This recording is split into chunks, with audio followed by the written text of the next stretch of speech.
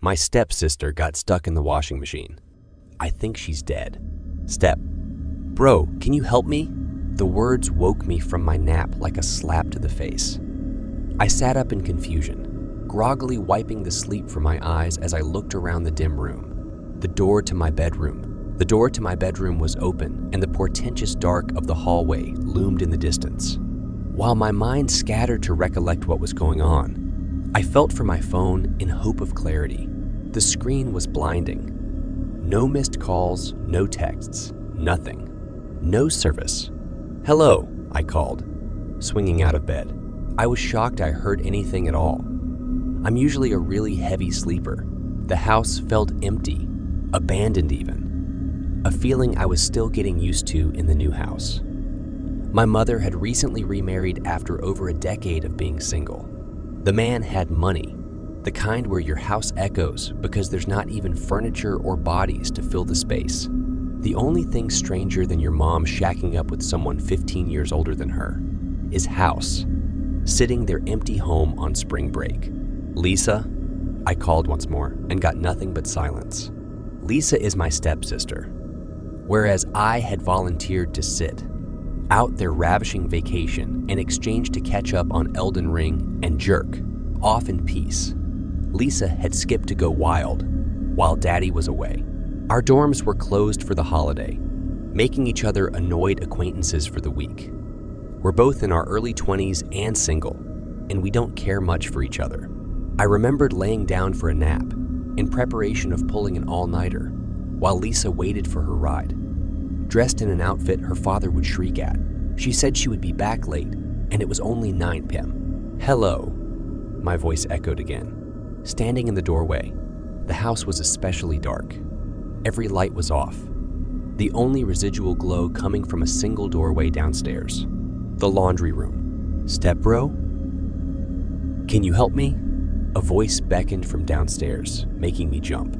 It was faint, but just loud enough to hear. It sounded like Lisa, but it sounded. I sighed, already irritated. Lisa, what are you doing? I thought you were out, I called, heading down the hall. I flipped every switch as I went, trying to bring in as much light as I could. The place was creepy in the dark. I came home to Changi, she slurred, like she had been drinking and I got stuck. Down the stairs, past the framed doctorates and awards. Stuck in what? I asked on the stairs, awaiting the reply. There was a moment of silence, like she was thinking about it. Are you fucking with me? I asked, scoffing. The implication of the situation was not lost on me. No, I'm not. Look, I got sick and threw up. Step. Bro. Like a lot. I couldn't keep enough down. I tried to get some clothes out to change, and I got stuck, all right? Now will you help me or not? Please? I looked at the bright doorway of the laundry room, the tile stark white and pristine. Something felt wrong. Like I was being set up. I thought maybe it was some kind of prank. Like a TikTok trend, I considered just leaving her there. She was a bit of a brat and had been nothing but unpleasant since the recent marriage. I was just about to turn and go back to my room when she started to scream. Step. Bro, help me out of this fucking thing, or I'll call the police and my father, and then you'll... All right, geez. I'm coming. Settle down, will ya? Stop calling me that. I sighed and hurried down the stairs, shuffling to the laundry room. Lisa cleared her throat like she was choking back vomit, before muttering a muffled apology. Thank you. The voice was deeper and cracking towards the end. God, how much did you drink?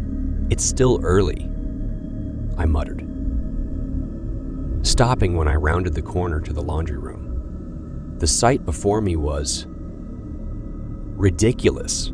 The laundry room was so bright it was blinding. Overhead fluorescents beaming above the clean floor and matching set of machines.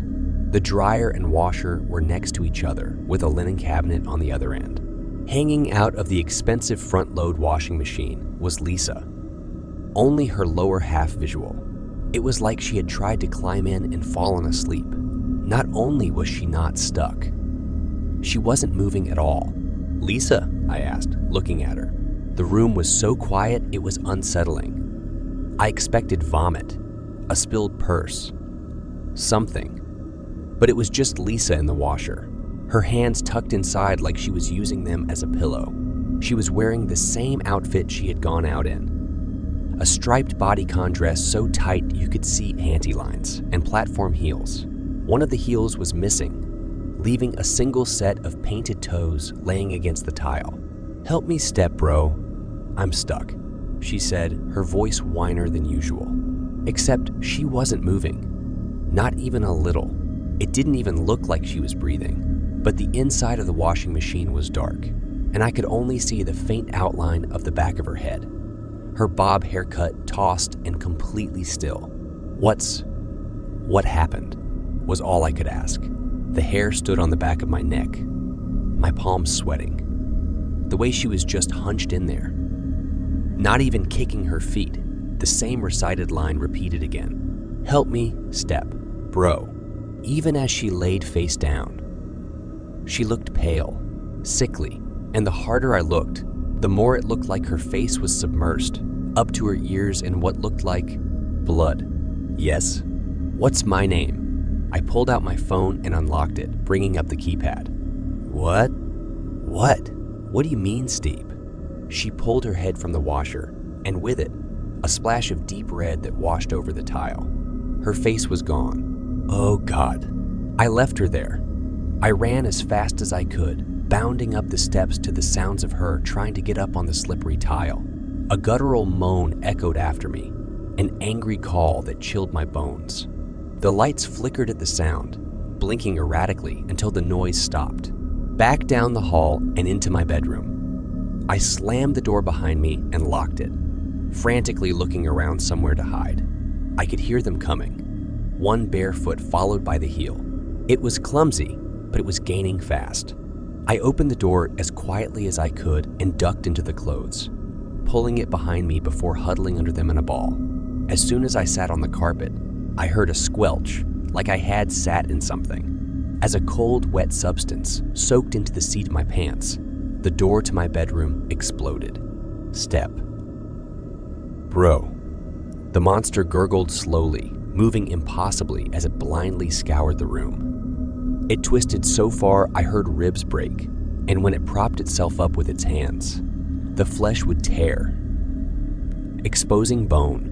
Wrists cracked, knees twisted, and tendons tore.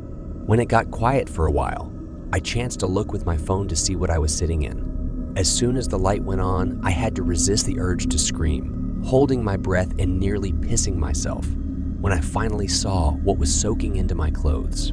The carpet was caked in blood, a splotch of heavy crimson that had sprayed outward and onto my clothes. Inches away from where I sat was a single high-heeled shoe and a blood-stained phone, Lisa's. I wiped the blood from her phone and unlocked it, to see the same sickening icon of no service. I tried calling 911 with both her phone and mine, and the call wouldn't go through, even when you hit emergency service call. I tried to check her recents, to see if I could find any answers to what's going on. Her call logs show several incomplete calls, 5 to the police, 4 to her father, and 7 too. None of them were able to connect. I checked her texts too.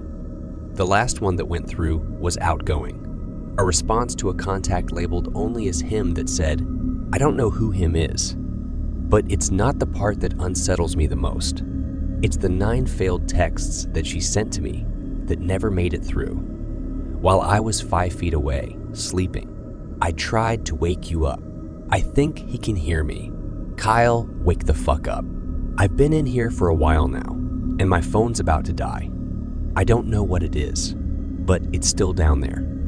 I would have tried to sneak past it, but it hears everything. I even had to mute my keyboard on my phone so I could type this out.